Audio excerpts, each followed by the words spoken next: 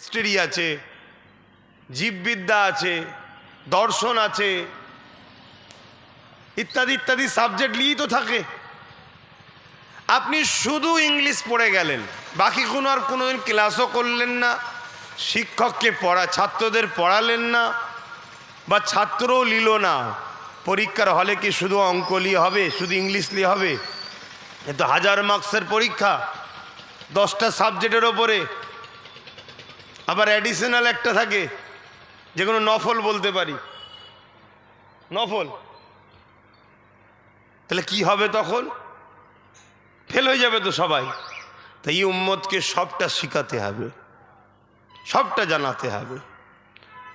তবে আজকে আমাদের এই দুর্দশার পিছনে সবথেকে যদি বড় কারণ, সবথেকে বড় যদি কাউকে দোষারোপ করি, সবথেকে বড় যদি কেউ ক্ষতিকারকের মাস্টার মাইন্ড হয়, সেটা আমরা নিজেরাই। কি কথা কষ্ট লাগলো নাকি? হ্যাঁ, আমরা নিজেরাই স্বীকার করতে হবে। স্বীকার করে এখান থেকে মেরামতের চেষ্টা করুন, সব ঠিক হয়ে যাবে। এমন কিছু পচে যায়নি, এই তো সবে ধরেছে পচা। বাদ দিয়ে ভালো অংশটাকে মেরামত করুন, দেখবেন আবার সুস্থ একটা জীবন পাবেন। তো যাক, আমিও দু কথা বলবো। আসেন দরুদ শরীফ পড়েন। আল্লাহুম্মা সাল্লি আলা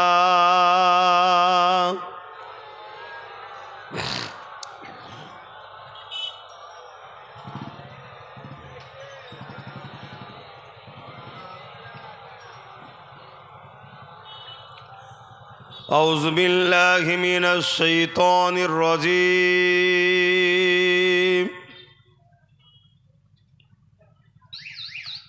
বিসমিল্লাহির রহমানির রহিম।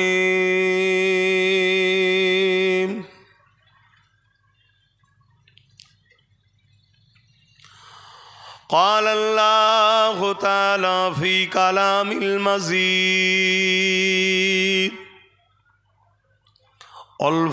الفرقان الحميد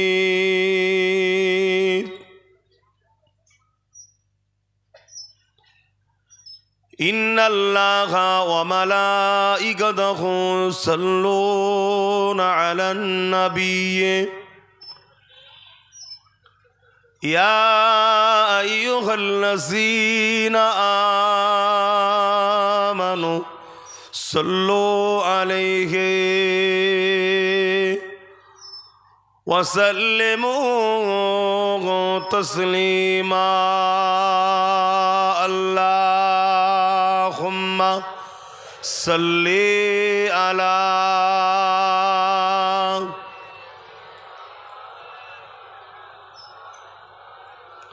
وعلى آله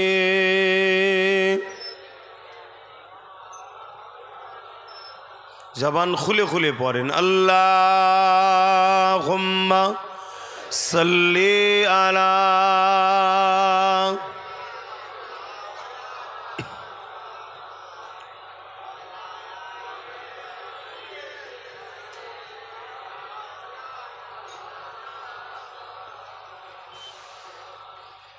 फलक पर चाँद जैसा है नबी का नाम ऐसा है दिलों से गम मिटाता है मोहम्मद नाम ऐसा है। बोलून ना सुभान अल्लाह। फलक पर चाँद जैसा है नबी का नाम ऐसा है दिलों से गम मिटाता है मोहम्मद नाम ऐसा है। ये दिल जब गम का मारा हो मोहम्मद याद आता है ए दिल जब गम कमारा हो मोहम्मद याद आता है, जुदा जब कोई प्यारा हो मोहम्मद याद आता है। अल्लाहुम्मा सल्ली अला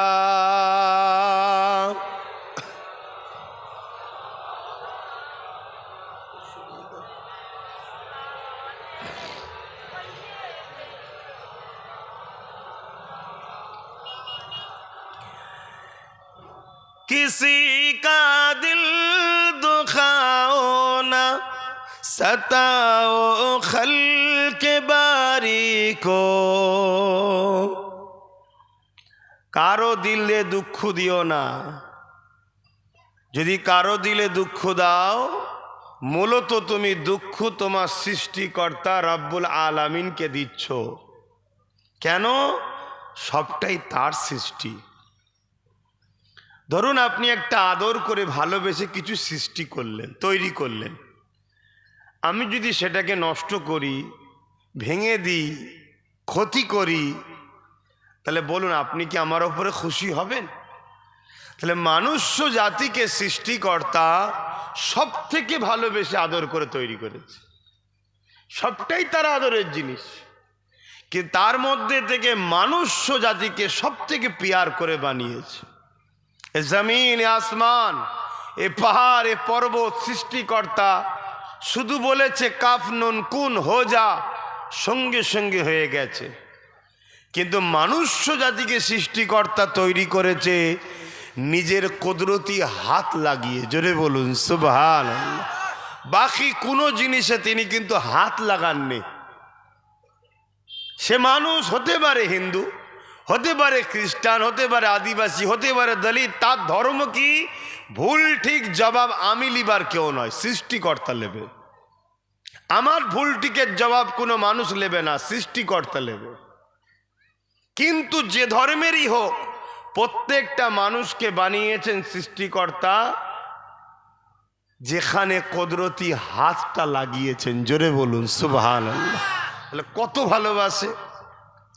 আজকে যদি আমরা সেই মনুষ্য জাতির মনে দুঃখ দিই, কষ্ট দিই, মূলত কষ্ট সৃষ্টিকর্তাকে দেয়া হবে। কিসি কা দিল দুখাও না सताओ खल्क बारी को, मेहरबानी का हर रास्ता मदीने को ही जाता है, मेहरबानी का हर रास्ता मदीने को ही जाता है। फलक पर चाँद जैसा है नबी का नाम ऐसा है, दिलों से गम मिटाता है मोहम्मद नाम ऐसा है। अल्लाहुम्मा सल्ली अला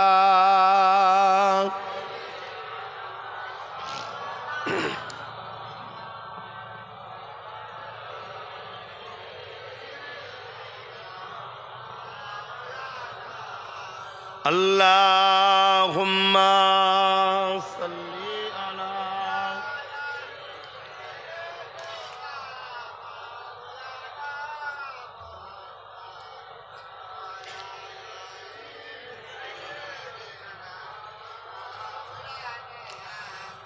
कलमे ला इलाहा इल्लल्लाह, ला इलाहा ला इलाहा इल्लल्लाह मुहम्मदुर रसूलुल्लाह, हस्बी रब्बी जल्लल्लाह, माफी क़ल्बी खैरुल्लाह, नूर मुहम्मद सल्लल्लाह, हक़ ला इलाहा इल्लल्लाह, ला इलाहा ला इलाहा इल्लल्लाह মুহাম্মাদুর রাসূলুল্লাহ আল্লাহুম্মা সাল্লি আলা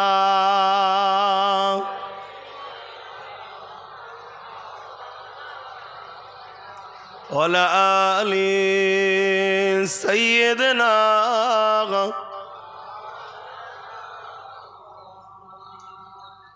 আলহামদুলিল্লাহ, সকলে বলেন আলহামদুলিল্লাহ। এর মানে সমস্ত প্রশংসা একমাত্র সৃষ্টিকর্তা আল্লাহর। তিনিই প্রশংসার মূলত উপযুক্ত, তিনার জন্যই প্রশংসা, সব কিছুই তিনার। এ জমিন, এ আসমান, এ চাঁদ, এ সূর্য, এ কায়নাত, দুনিয়া ও আখেরাত যা কিছু আছে সব কিছুর কটা মালিক? সকলে বলুন, সৃষ্টিকর্তা মালিক একজন। লিল্লাহি মা ফিস সামাওয়াতি ওয়া মা ফিল আরদ। জমিন আসমানের সৃষ্টি মালিক একজন, যিনি হলেন আল্লাহ। তিনি সব কিছু তৈরি করেছে মানুষ ও জিন জাতির উপকারের জন্য। আবার এই যা মানুষ ও জিনের মধ্যে শ্রেষ্ঠ করেছেন মানুষকে, তিনি সব কিছু আমাদের খেদমতের জন্য। এ সূর্য আমাদের খেদমত করছে, চাঁদ আমাদের উপকারের জন্য, জমিন আমাদের জন্য, এ আসমান আমাদের জন্য, সব কিছু তিনি আমাদের জন্য তৈরি করেছেন। আর মানুষ জাতিকে তিনি সৃষ্টি করেছেন শুধুমাত্র একটি কাজ, ইল্লা লিয়াবুদুন। তুমি তোমার সৃষ্টিকর্তার হুকুম মানো, সৃষ্টিকর্তার দাসত্ব করো, সৃষ্টিকর্তাকে খুশি করো। তিনার দাসত্ব ছাড়া, তিনার উপাসনা ছাড়া, তিনার হুকুম ছাড়া, তিনাকে খুশি করা ছাড়া দ্বিতীয় তুমি কারোর জন্য ভেবো না। কেন? সব তোমার উপকারও করতে পারবে না, ক্ষতিও করতে পারবে না। সব কিছু তোমার জন্য, তোমার কর্মের পাওনা, কর্মের ফল আমি আল্লাহর পক্ষ থেকেই হবে। জোরে বলুন সুবহানাল্লাহ। তাহলে আমি যদি ভালো ফল পাই, ওটা আমার কর্ম। আমি যদি খারাপ ফল পাই, আমার খারাপ কর্মের ফল। কিছু বুঝতে পারছি তো নাকি? হ্যাঁ। অতএব সৃষ্টিকর্তা আমাদেরকে বানিয়েছেন তাহলে একটা কারণে। আর এই যে রাস্তাটা, ইবাদতটা কি, দাসত্বটা কি, এটাকে আমাদেরকে শিখাবেন বলে যুগে যুগে যুগে যুগে দুটো করে জিনিস পাঠিয়েছে। প্রথম ভূমিকাটা একটু বুঝেলেন, ভূমিকা বোঝেন তো নাকি? প্রথমে একটু ভূমিকাটা বুঝেলেন, তারপরে আজকে আলোচনা দুটো বিষয়ে করব। একটা বিষয় হলো পুরো পৃথিবী জুড়ে নতুন করে ইসলামকে মিটিয়ে দিবার জন্য একদল অশুভ শক্তি সংগঠিত হয়েছে বা হচ্ছে। আর তারা মিটাতে পারবে কি না, এটা প্রথমবারেই সংগঠিত হয়েছে না এর আগেও হয়েছে কি না, যদি হয়ে থাকে কেমন কি ঘটনা ঘটেছিল।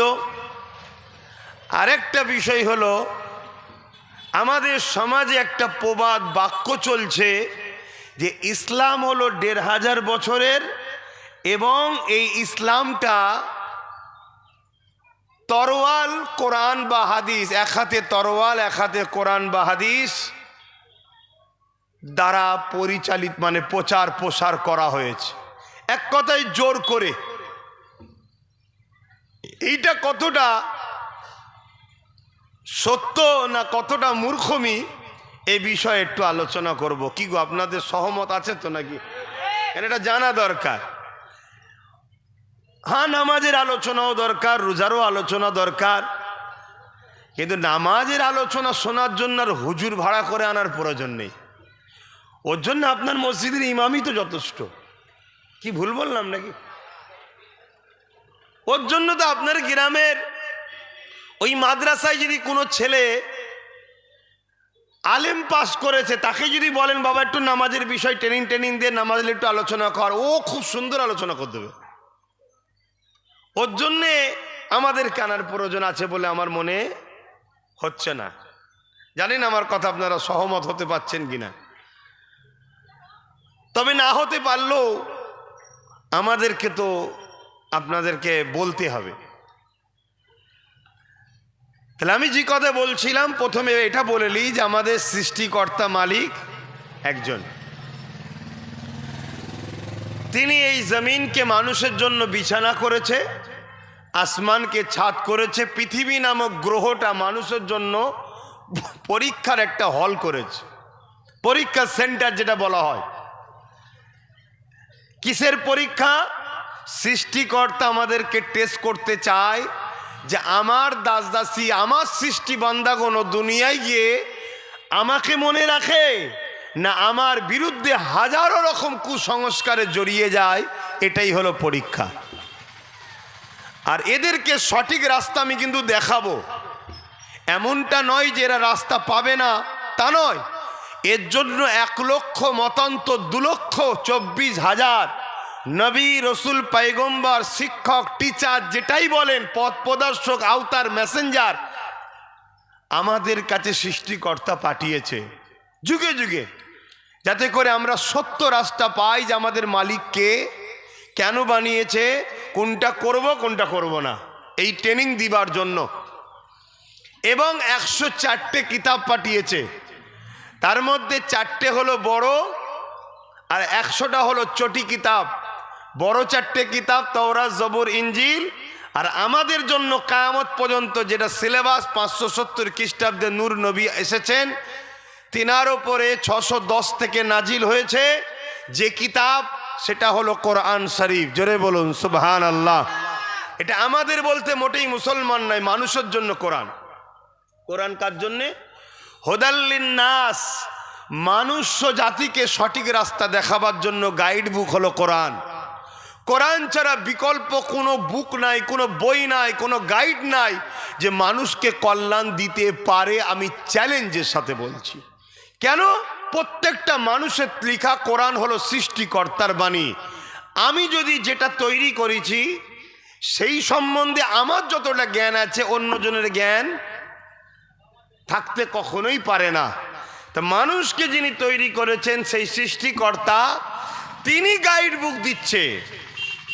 তা তিনার থেকে বেশি কেউ জানতে একটু সরাসরি দেবেন পারে না। তাই তিনি হলেন রব্বুল আলামিন, সৃষ্টিকর্তা, শতশেষ গাইড বুক কোরআন পাঠিয়েছে। এবারে আরো যত কিতাব আছে, আরো 3টে নাম বললাম, তাওরাত, জবুর, ইনজিল। এছাড়া আরো 100টা কিতাব আছে। তাই ইসলাম বলছে তুমি কোনো ধর্মের ধর্মগ্রন্থকে সমালোচনা, কুটুক্তি, গালিগালাজ করতে যেও না। কেন? সেটা কি আসমানি কিতাব না মানুষের মন গড়া? তোমার তো জানা নাই। কেন? 104টে কিতাব এসেছে। তবে তোমার জন্য যেটা এসেছে সেটা হলো কোরআন। এটা সিলেবাস, এটাকে তুমি মন দিয়ে ধরো, মজবুত করে ধরো, পড়ো, শেখো, এই অনুযায়ী জীবন গড়ো। আজ থেকে 500 বছর আগে আপনাদের এলাকার যারা মানুষ ছিলেন, সে যে কোনো ধর্মেরই হোক, নিশ্চয়ই পড়াশোনা করেছেন। একটু হ্যাঁ কিনা বলুন। তাদের যে সিলেবাস ছিল, সেই সময় যে শিক্ষক ছিলেন তিনি সেই সময়ের জন্য শিক্ষক হিসাবে ঠিক না ভুল? সেই সময়ের যে সিলেবাস সেই সময়ের জন্য ঠিক না ভুল? কিন্তু এখন যদি সেই সিলেবাসকে আমি পড়াশোনা করি, তাহলে পরীক্ষায় তো সেই সিলেবাস অনুযায়ী প্রশ্ন আসবে না, আসবে তো বর্তমান সিলেবাস অনুযায়ী। তাহলে আমরা ফেল করব। তখন যিনি শিক্ষক ছিলেন তিনার কথা যদি এখনো মেনে চলি, তিনি যে সাজেশন দেবে, তাহলে কিন্তু আমরা পরীক্ষার হলে গিয়ে সব চোখে সরষে ফুল দেখবো, ধোঁয়া, অন্ধকার। তা আমাদের জন্য যে সিলেবাস সেটা হলো কোরআন।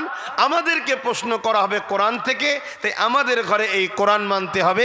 আগেরটা সেই সময়ের জন্য ঠিক ছিল, আগের শিক্ষক সেই সময়ের জন্য ঠিক ছিল। আমাদের জন্য হযরত প্রফেট মুহাম্মদ রসুল সাল্লাল্লাহু আলাইহি ওয়াসাল্লাম। জোরে বলুন সুবহানাল্লাহ। মনে রাখবেন, সব জিনিসের মানুষ আপডেট চাই, আপডেট, তাই তো নাকি? প্রথম মোবাইল বেরিয়েছিল ব্যাগে করলে ঘুরতে হবে, এত বড় বড়, জানেন কি জানি না। এত বড় বড় মোবাইল, ওর জন্য একটা বাজার করা ব্যাগ লাগবে, নিয়ে ঘুরতে হবে। তারপরে বেরোলো অ্যান্টোনাওয়ালা, তারপরে ধাপে ধাপে বাহির হতে লাগলো, বিনা ক্যামেরাওয়ালা বাহির হয়েছিল, তারপর ক্যামেরাওয়ালা, চিপওয়ালা, এখন অ্যান্ড্রয়েড মোবাইল বেরিয়েছে, এখন আরও লেটেস্ট বেরোচ্ছে। কিন্তু মনে রাখবেন, যত লেটেস্ট বেরোচ্ছে পুরাতন সব খুবিয়া কিন্তু তার মধ্যে আছে, কিন্তু আরও নতুনত্ব দেওয়া হচ্ছে।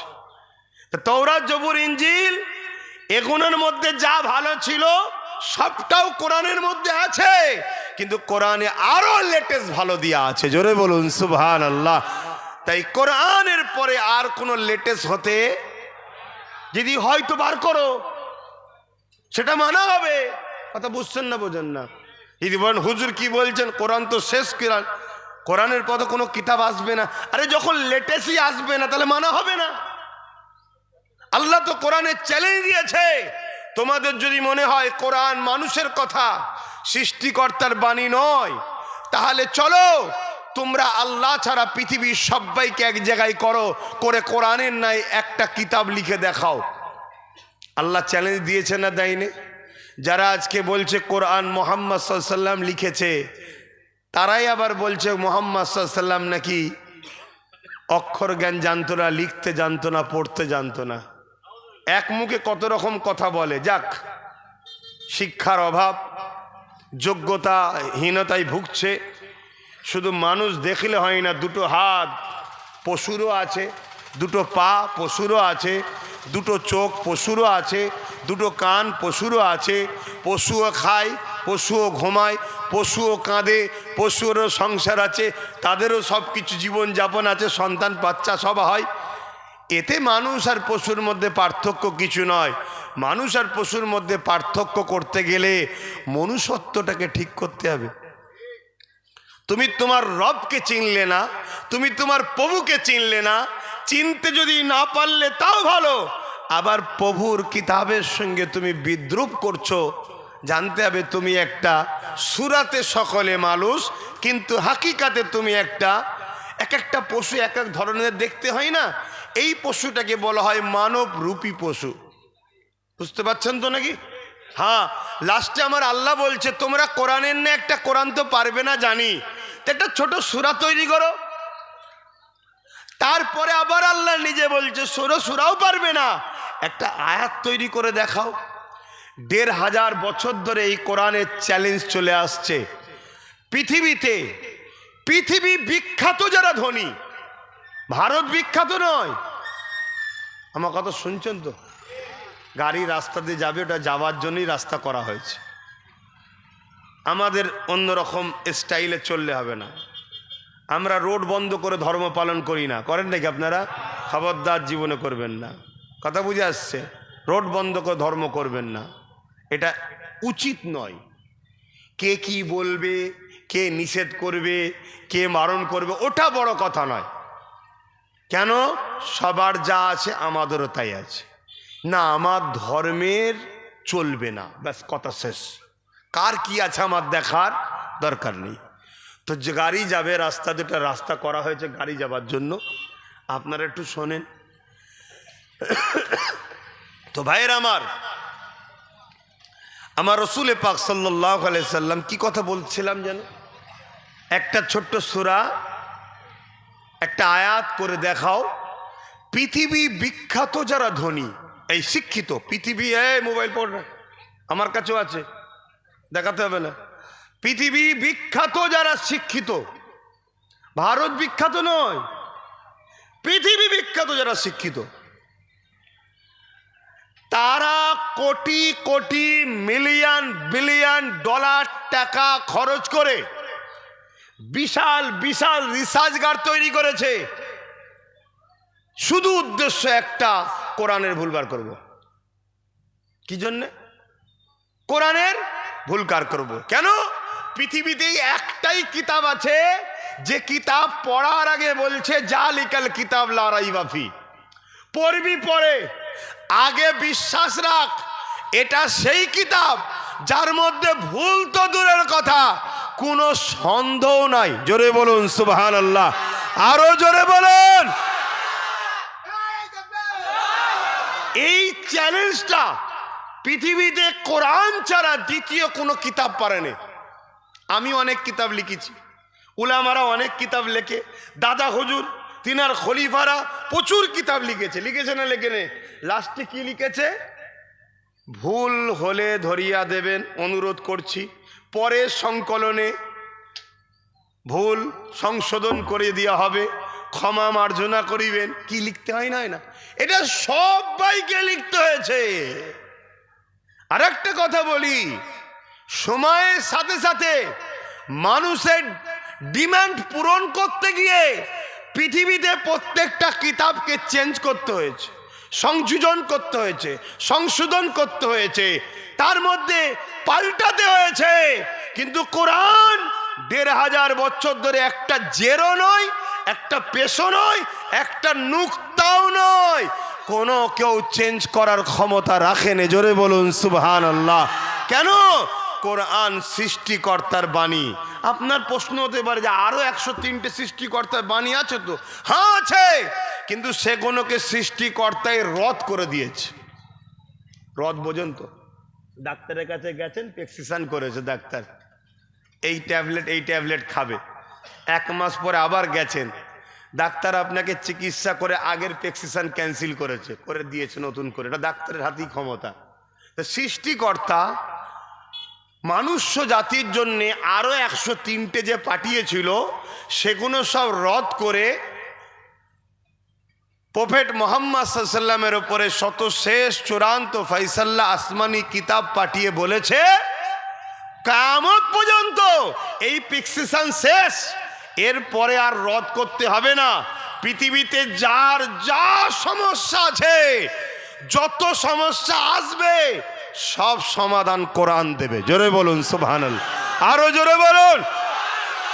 এমন ভাবে প্রেসক্রিপশন করে দিয়েছে, যে ভাষা আপনি বুঝবেন তাই বলছি, এমন ভাবে সৃষ্টিকর্তা গাইড লিখে দিয়েছে। 1500 বছর আগে এসছে, আজকের দিনে কার কি সমস্যা বলুন, তার সমাধান আপনার কোর্ট না দিতে পারে, জেলা না দিতে পারে, প্রশাসন না দিতে পারে, মুফতি দিতে না পারে, মৌলানা দিতে না পারে, তার শিক্ষা কম হতে পারে, সব জায়গা দিতে না পারে। কোরআনের কাছে চলো, জ্ঞানীদেরকে রিসার্চ করো। কোরআন বলছে আসো, সবাই দরজা বন্ধ করে দিতে পারে, আমি কোরআন দরজা খুলে ওয়েলকাম জানাচ্ছি। তোমার সংসার জীবনে, অর্থনৈতিক জীবনে, রাজনীতির জীবনে, পরিবার নীতির জীবনে, রাষ্ট্র জীবনে, তোমার সামাজিক জীবনে, এডুকেশন জীবনে, স্বাস্থ্য জীবনে, তোমার যা সমাধান আছে, সমস্যা আছে, আসো। কেউ না দিতে পারে, আমি কোরআন তোমার সমস্যা সমাধান করব। জোরে বলুন সুবহানাল্লাহ, আরো জোরে বলুন সুবহানাল্লাহ। কেন? কোরআন যিনি লিখেছেন, কোরআন যিনি পাঠিয়েছেন, কোরআন যিনের বাণী, কোরআন হলো কোনো কিতাব নয়, কালামুল্লাহ, যিনার কথা, তিনি হলেন কুল কায়নাতের একমাত্র সৃষ্টিকর্তা। তিনি জানে না? আজ থেকে পৃথিবী কত বছর থাকবে আমি জানি না, তিনি জানে। যত বছর থাকবে, কি ঘটবে, কি সমস্যা আসবে, কি হতে পারে, সব তিনি জানেন না? তার সমাধান তিনি করে আমার নূর নবীর ওপরে নাজিল করেছে, পাঠিয়েছে মানুষের জন্য গাইড বুক হিসাবে। কথা বুঝে আসছে? সেই কোরআনকে রিসার্চ করার জন্য crore crore million billion dollar টাকা খরচ হচ্ছে, শুধু একটা ভুল বার করবে।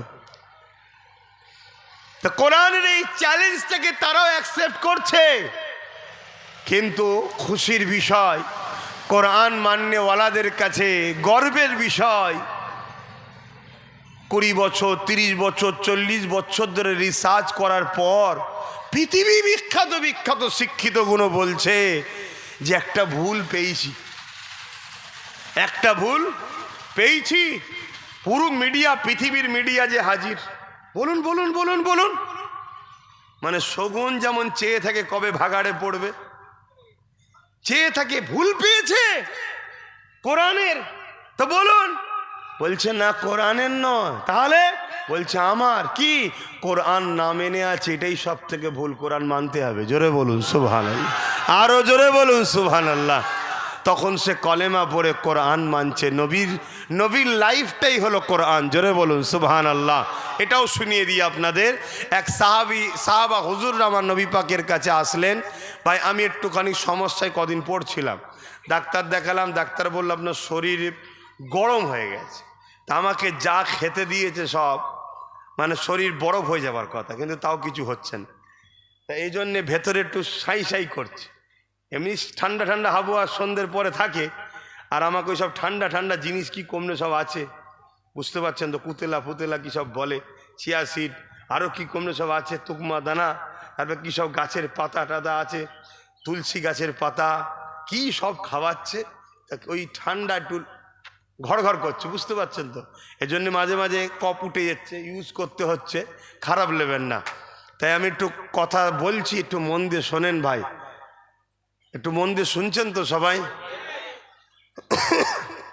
তো ভাইয়ের আমার কি কথা বলছিলাম, হ্যাঁ, কয়েকজন সাহাবী আমার রসুলের আমার নবী পাক সাল্লাল্লাহু আলাইহি ওয়াসাল্লাম সম্বন্ধে আম্মাজান আয়েশা সিদ্দিকা হুজুরকে জিজ্ঞেস করছেন পর্দার আড়াল থেকে, আম্মাজান আমাদের নবী কেমন ছিলেন, আমাদের নবী কেমন ছিলেন?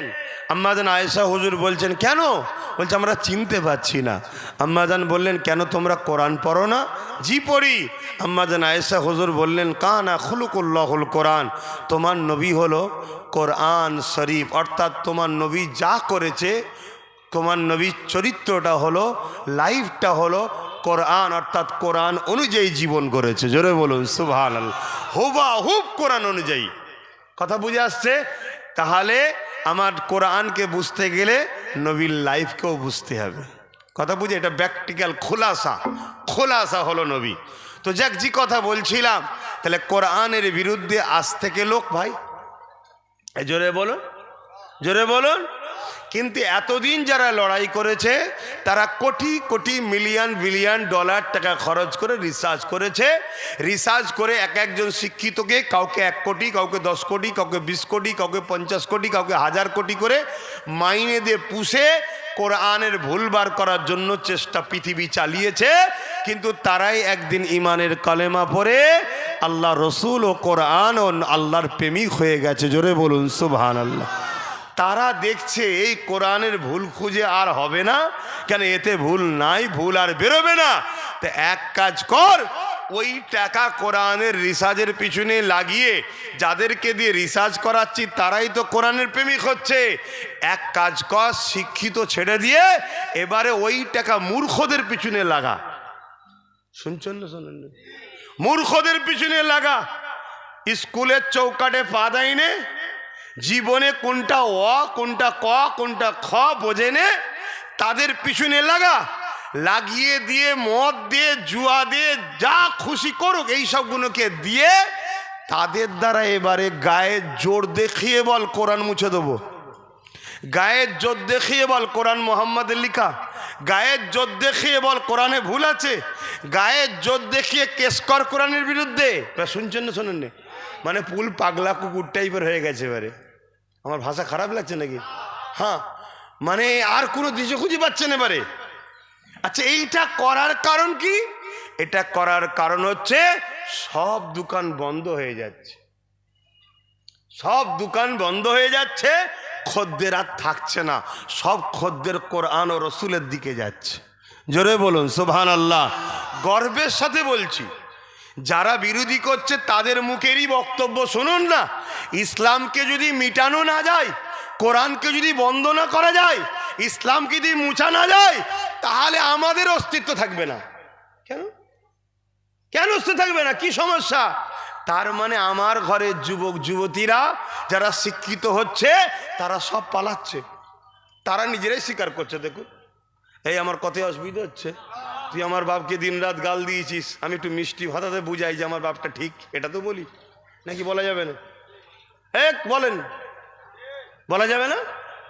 মুসলমান তোমাদের হয়ে বলছি না, কেন তোমরা এমনি শেষ, তোমাদের অবস্থা খুব খারাপ। যাতে নতুন একটা প্রজন্ম আল্লাহ তৈরি করে সেই চেষ্টা করছি। তোমাদের অবস্থা খুবই খারাপ। খারাপ লিওনি, হাকিকাত বলছি, হাকিকাত বলছি। আল্লাহর নবী সাহাবা হুজুরদের বলেছিলেন একটা টাইম আসবে আমার উম্মত মার খাবে।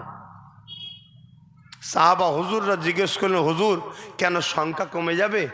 আল্লাহর নবী বললেন, না, সংখ্যা অনেক হবে। তাহলে মার খাবে কেন? নবী দুটো কথা বলেছিলেন। একটা কথা হলো, তাদের হৃদয়ে আল্লাহর ভয় উঠে যে দুনিয়ার ভয় ঢুকে যাবে। আর সিস্টেমটা হলো ঠিক এমন, যার হৃদয়ে আল্লাহর ভয় থাকে, আল্লাহ সবাই ওপরে, সবাইকে তাকে ভয় করায়। আমি বুঝতে পারলাম কি? ধরুন কারো হৃদয়ে আল্লাহর ভয় আছে, বাকি সবার হৃদয়ে আল্লাহ তার ভয় ঢুকায়। সে চুপচাপ ঘরে বসে থাকবে, সে কোনো কথাও বলবে না, তারপরেও তাকে ভয় করবে। যেমন ইসলাম, কোরআন, রসুল, জীবনে একটা কেউ প্রমাণ দিতে পারবে না যে আমার রসুলুল্লাহর হাতে কেউ কতল হয়েছে।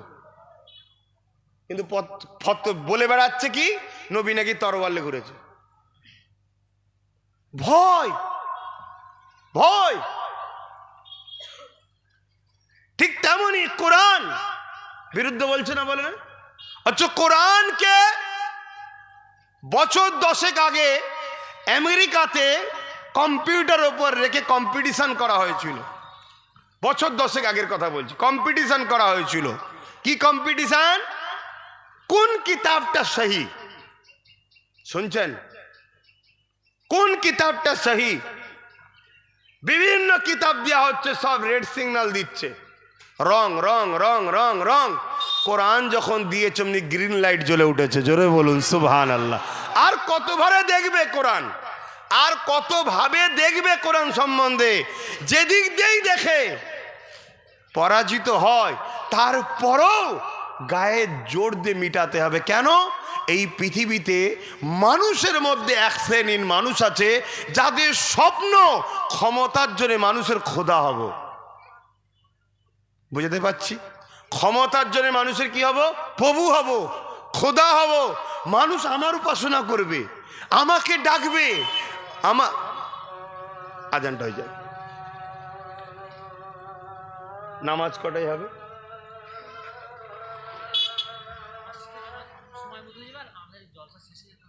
আচ্ছা, 5টায়, ঠিক আছে।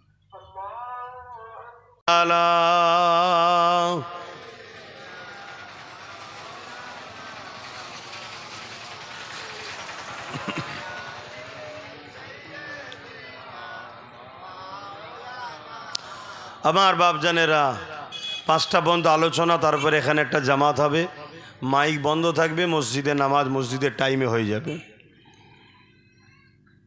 তাহলে আমি কি কথা বলছিলাম? যখন কোনোভাবে পৃথিবী বিখ্যাত শিক্ষিতদের দিয়ে কোরআনের ভুল বার করা গেল না, রাসূলের লাইফে ভুল বার করা গেল না, লাস্টে কি করলো? যে শিক্ষিতদের পিছনে আর খরচ করে লাভ নাই, মূর্খদের পিছনে খরচ করো, মূর্খদের পিছনে দাও, মদ দাও, যা চাইছে দাও, দিয়ে জোর জবরদস্তি ইসলামের বিরুদ্ধে গালিগালাজ করো, জুলুম করো, অত্যাচার করো, মুসলমানদের ঘরে ধরে ধরে মারো, পেটো, খুন করো। কারণ কি? কারণটা কি?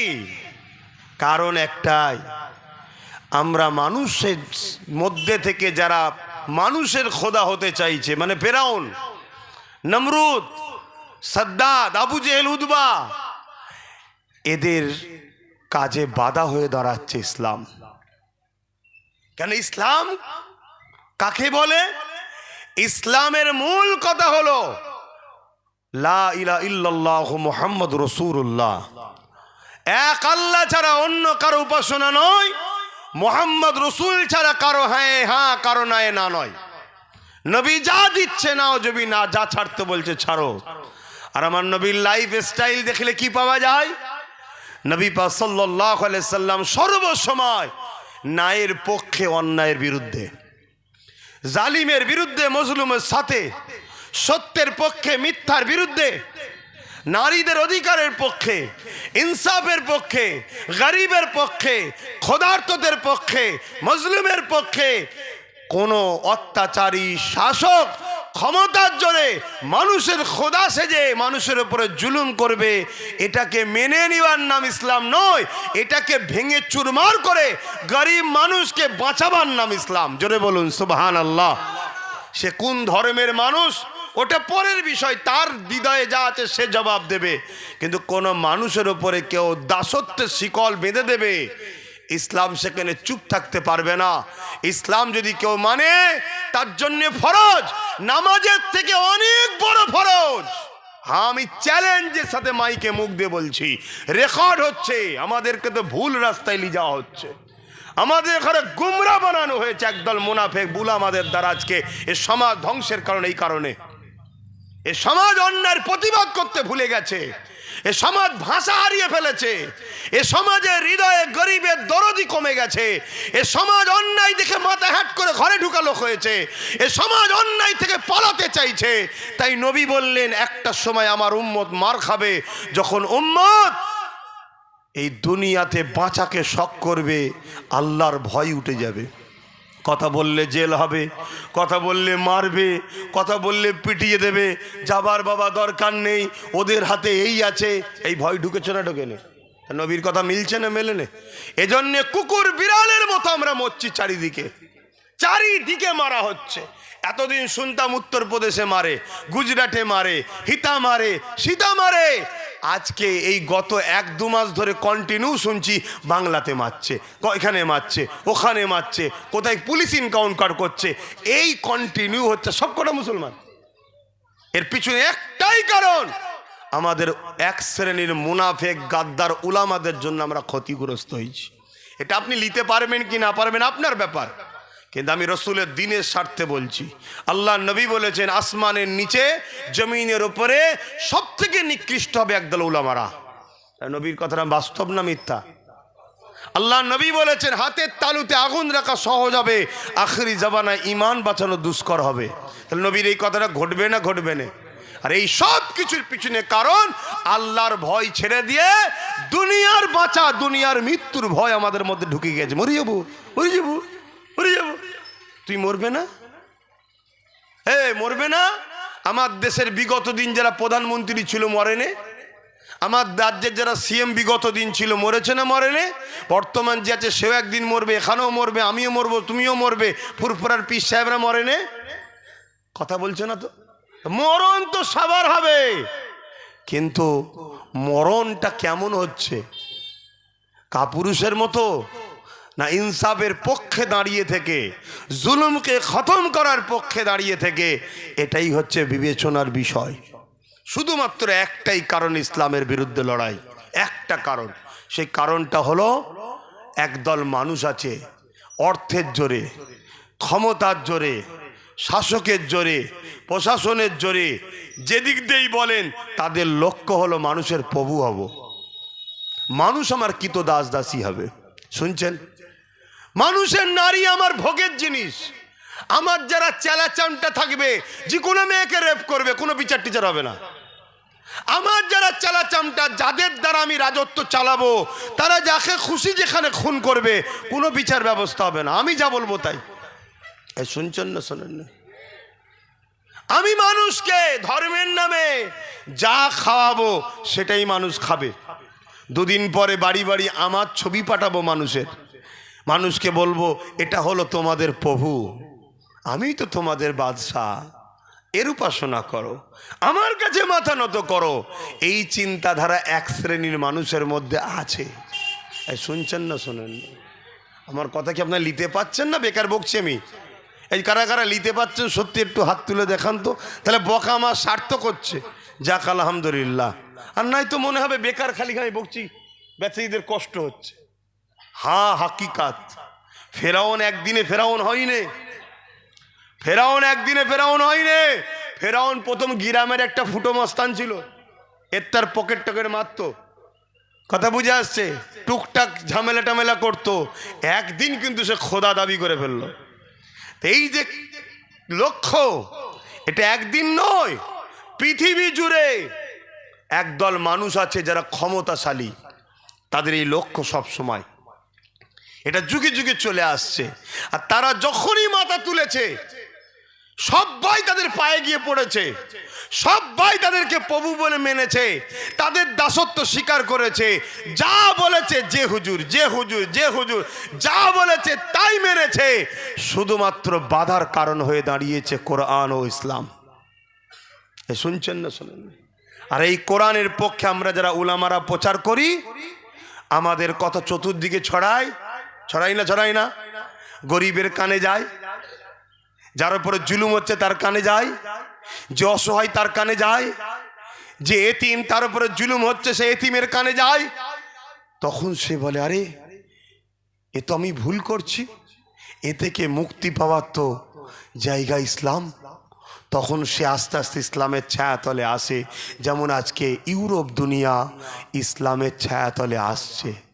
যারা একদিন আজান বন্ধ করে দিয়েছিল, যারা একদিন কোরআনকে ব্যান করেছিল, যারা একদিন মুসলমান আমেরিকায় রাখবে না বলেছিল, আজকে তাদেরই সমীক্ষায় তারা বলছে আগামী 40 থেকে 45-এর মধ্যে ইউরোপ দুনিয়া সংখ্যা গুরু হবে ইসলাম। জোরে বলুন সুবহানাল্লাহ। তাদের ক্যালকুলেশন বলছে, আমার নয়, তাদের। কেন? তাদের নিউ জেনারেশন ভাবছে, নিউ জেনারেশন তারা শিখছে, এডুকেটেড পার্সনরা তারা রিসার্চ করছে। আরে এত মোহাম্মদ রসুলকে নিয়ে চর্চা হয় কেন? এত কোরআনকে নিয়ে চর্চা হয় কেন? এত ইসলামের বিরোধী পুরো পৃথিবী কেন? কই ইসলাম তো কখনো প্রকাশ্য বলেনি এই ধর্ম মিটাও, ওই ধর্ম মিটাও, এই কিতাব মিটাও, ওই কিতাব মিটাও, এই ধর্মগুরুটার চরিত্র এমন, ওই ধর্মগুরুটার চরিত্র অমুক। কোন মুফতি মৌলানা পীর সাহেব ইসলামের লোকেরা বলেছে? জোরে বলেন। কিন্তু সবাই মিলে বলে, তাই রিসার্চ হচ্ছে। আরে এই খুশবুর একটা বৈশিষ্ট্য আছে, খুশবুর একটা বৈশিষ্ট্য আছে। আমি মেকেছি কিন্তু উপকার আপনারও হয়। কে? অতএব ইসলামকে নিয়ে যত লড়ালড়ি করেছে তত কিন্তু কামিয়াবি হয়েছে। তা আমার দেশে তো আজকে ইসলামের বিরুদ্ধে যে ষড়যন্ত্র চালাচ্ছে একদল ব্যক্তি, এতে আমার দুটো কথা, একটা দুঃখ লাগছে আর একটা কিন্তু খুশি লাগছে। যদি বলেন দুঃখটা কি? দুঃখটা হলো আমরা যারা মুসলমান আছি, আমরা এই ঝড়ের সামনে দাঁড়াতে পারবো না। আমি বলছি পারবো না। যদি বলেন কেন, এর কি কোনো উপায় নেই? হ্যাঁ উপায় আছে, সেটা যদি করতে পারি তাহলে দাঁড়াতে পারবো, আর নাই পারবো না। সেই উপায়টা কি? আর দাঁড়াতে পারবো না কেন? দাঁড়াতে পারবো না একটাই কারণ, আমরা 2 নম্বর মুনাফেক, গাদ্দার, দুশ্মনের নবী, গুস্তাগে নবী উলামাদের হাতের খোরাক হয়ে গেছি। গাদ্দারদের ঝুলিতে আমরা পড়ে গেছি। কথা শুনছেন? যারা আমাদেরকে বলে খবরদার ওসব তোমরা নামাজ রোজা দাঁড়িয়ে থাকো, কি হচ্ছে না হচ্ছে ওসব দেখার দরকার নেই, ও দেশকে সমাজ অন্যজনরা চালাবে, তোমাদের সব মাথা দিয়ে আল্লাহ আল্লাহ করো, আল্লাহ আল্লাহ করো, আল্লাহ আল্লাহ করো। আর হারামখোরগুলো সব নেতাদের সঙ্গে বসে টাকা লেনদেন করে। এই সব হারামখোর গাদ্দার মৌলী সাহেবগুলো থেকে দূরে সরতে হবে, সরে নবীকে বৃহৎ মোহব্বত করতে হবে, নবীকে পেয়ার করতে হবে। নবী হলো ঈমান, নবীর প্রেম মানে ঈমান প্রেম। আর ঈমান প্রেমে সিনার পাওয়ার, সিনার পাওয়ার ছাড়া পৃথিবীতে কখনো আমরা গেনার হইনি। আমরা যতবার গেনার হয়েছি সিনার পাওয়ারে, আল্লাহর সাহায্যে। জোরে বলুন সুবহানাল্লাহ। যদি নিতে পারেন নিয়ে নেন কথাটা। এই হচ্ছে একটা জিনিস তৈরি করতে পারলে দেখবেন আল্লাহর পক্ষ থেকে সাহায্য আসবে। যেমন কিছুদিন আগে একটা সাহায্য এলো, জানেন না? কারো মৃত্যুতে, কারো ক্ষতিতে আমি কিন্তু খুশি নয়। কারো মৃত্যুতে, কারো ক্ষতিতে আমি খুশি নয়, কেন আমি ইসলামের অনুসারী, এটা উচিত নয়। সে আমার ঘোর দুশ্মনও যদি হয়, সে মারা গেলেও আনন্দ করা উচিত নয়। কেন? ইসলাম এটা আমাকে শিখায়নি। কিন্তু কোনো একটা জায়গা থেকে এই দেশকে, গণতান্ত্রিক দেশ থেকে বিশেষ একটা ধর্মীয় দেশের ঘোষণা দেওয়ার কথা ছিল। শুনছেন না শোনেননি? কিন্তু খোদার পক্ষ থেকে এমন মারে জড়িয়ে গেছে, ঘোষণা দিতে পারেন। বাকিটা আপনারা খুঁজে নেন। কথা বুঝছেন না? বোঝেন না? বাকিটা খুঁজে নেন। তাহলে আল্লাহ সাহায্য করছে না, করে না?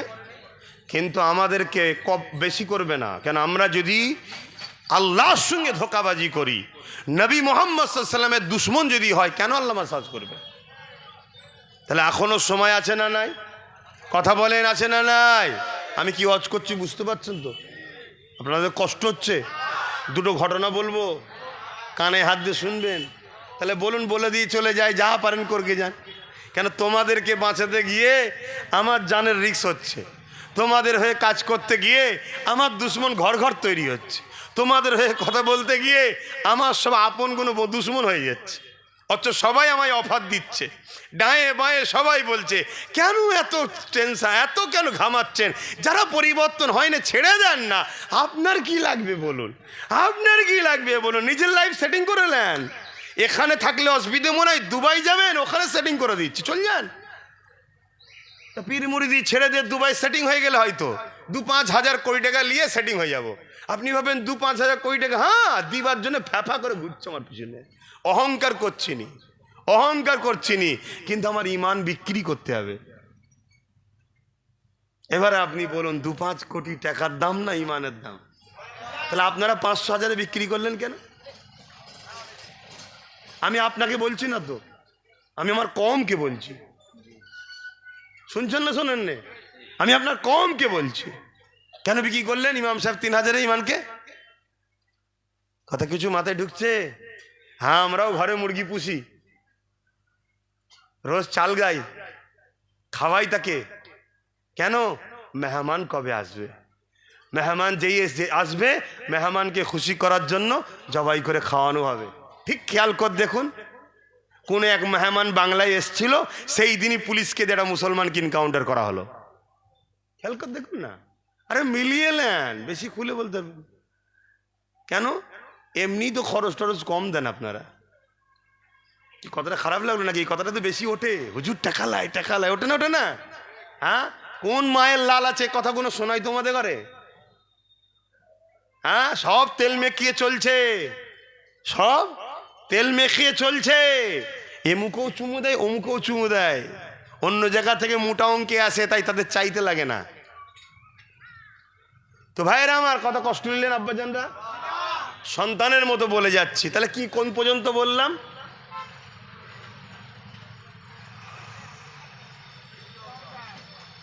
ইমানটাকে মজবুত করতে হবে। এটা তাহলে যদি করতে পারেন আপনারা গেনার হয়ে যাবেন। আচ্ছা, এই যে যা কিছু হচ্ছে, এতে একটা বললাম না আমি, খুশিও লাগছে একটা বিষয় বললাম না? খুশিটা কি একটু শুনবেন না? আমাদের ঘরের প্রত্যেকটা মা, আমাদের ঘরের প্রত্যেকটা মা একটা সময় দেখবেন খুব কষ্ট পায়, খুব ব্যথা যন্ত্রণা ওঠে। কখন বলুন বলুন? যখন ব্যথা যন্ত্রণা হয়, যন্ত্রণা হয়, যন্ত্রণা হয়, যন্ত্রণা হয়, দেখে বড় কষ্ট লাগে, কিন্তু একটা খুশিরও বিষয় আছে না? না, কথা বলুন, কথা বলুন। একটা ফুটফুটে সন্তান আসবে। তো এই যা ইসলামের বিরুদ্ধে লাগছে, এতে একটা খুশির হাওয়াও আছে। খুব শিগগিরই, খুব শিগগিরই একটা বিশাল অঙ্ক লোক ইসলামে আসবে। বললেন না? জোরে বলুন সুবহানাল্লাহ, আরো জোরে বলুন সুবহানাল্লাহ। ওই ফুটফুটে সন্তান আসবে খুব শিগগিরই, চিন্তার কোনো কারণ নেই। এটা নিয়ম, এটা নিয়ম। ইতিহাসের পাতা প্রমাণ দিচ্ছে এটা নিয়ম। ইসলামকে যারা দাবাতে গেছে, হয় তারা ফিরে এসছে, না তাদের ঘরের ছেলেরা এসছে। এবার একটু প্রমাণ দিয়ে যাই। আমার নবী পাক সাল্লাল্লাহু আলাইহি সাল্লাম তিনি ইসলামের প্রচার করছেন কিভাবে? তরোয়াল নিতে, এক হাতে তরোয়াল, এক হাতে হাদিস বা কোরআন, নাকি কি নিয়ে? আচ্ছা, যেখানে পুরো মক্কার মানুষ ইসলামের নয়, 360টা খোদা মানে, নিজের মেয়েটিকে জ্যান্ত পোঁতে, মায়ের সঙ্গে বাপের সঙ্গে খুনোখুনি করে, নোংরা কাজ করে, গরিবের ঘরের ছেলে মেয়েদের দাস দাসী রাখেল বানিয়ে রেখেছে, যারা এক আল্লাহ মানে না, তাদের সামনে মুহাম্মদ সাল্লাল্লাহু আলাইহি ওয়াসাল্লাম একা, এক হাতে তরোয়াল আর এক হাতে হাদিস বা কোরআন নিয়ে। এ হবে? মানে কতটা গেঁজা খেলে এরকম কথা বলতে পারে? আপনাদের কারো আইডিয়া আছে? কিন্তু আইডিয়ার বাইরে চলে যাচ্ছে। গেঁজা খাই লোক শুনেছি, খেলে নাকি ভুলভাল বকে, কিন্তু কতটা গেঁজা খেলে এতটা ভুল বকে আমি সেটাই বুঝতে পারছি না এখনো। আহা, আমার মুরব্বী আব্বাও হাসছে, বেটা আমার কি বলছে। আমি আপনার বেটা নাই, পুতা। কেন আপনি আমার দাদুর বয়সী। এই সম্পর্ক আল্লাহ কবুল করুক, বলুন আমিন। তো যাই হোক, আমার নবী পাক সাল্লাল্লাহু আলাইহি ওয়াসাল্লাম বড় হলেন, 570 খ্রিস্টাব্দে আসলেন, বড় হলেন। বড় হয়ে 40 বছর যখন বয়স হলো, নবী পাক কাবা শরীফের সামনে দাঁড়ালেন। অনেকের ধারণা নবী পাক 40 বছর বয়সে নবুয়াত পেয়েছে, তখন থেকে নবী হয়েছে। শুনছেন, এইরা হলো গাদ্দার মার্কা মুনাফিক, ইসলামের দুশ্মন। এই সকল গাদ্দার উলামা ইসলামের দুশ্মনের জন্যেই আজকে কিছু ইসলামের দুশ্মনরা, যারা প্রকাশ্য দুশ্মন, তারা বলতে পারছে আরে নবী তো 40 বছর বয়স থেকে ইসলাম প্রচার করে, তার আগে তো ইসলাম ছিল কোথায়? এই গাদ্দারদের থেকে শিখে বলছে। শুনছেন তো নাকি? প্রথম মুনাফিক মুসলমানগুলোকে চেনুন, আমি আবার বলছি, অটোমেটিক ধরাশায়ী হয়ে যাবে।